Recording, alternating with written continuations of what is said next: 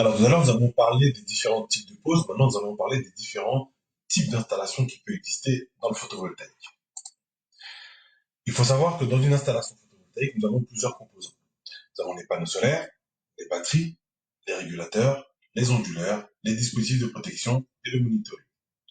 Selon le type d'installation, il y a des composants que nous allons utiliser et pas d'autres. Dans les types d'installation solaire qui existent, nous avons l'installation solaire autonome.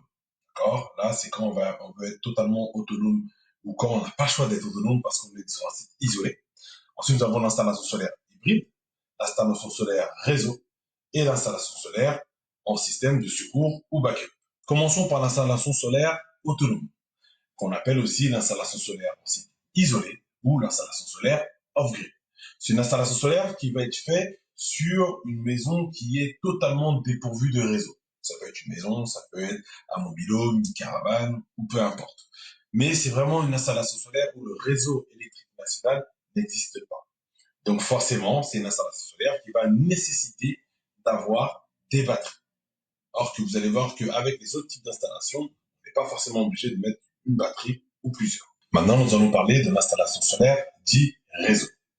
L'installation solaire réseau, c'est un système de production d'énergie électrique qui est composé essentiellement de panneaux solaires et d'onduleurs. Il peut y avoir des batteries ou non, mais c'est une installation solaire qui est forcément raccordée au réseau. Vous allez voir que dans l'installation solaire réseau, il existe encore des sous-installations. Je vous explique. Nous allons avoir l'installation solaire avec autoconsommation totale. L'installation solaire avec autoconsommation avec revente. Ça, c'est l'installation solaire en vente de surplus, qui est la plus répandue. Nous avons l'installation solaire avec autoconsommation avec stockage et l'installation solaire avec injection réseau pour la revente d'électricité.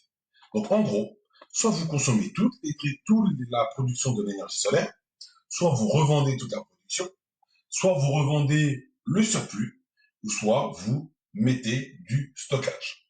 Rentrons dans les détails.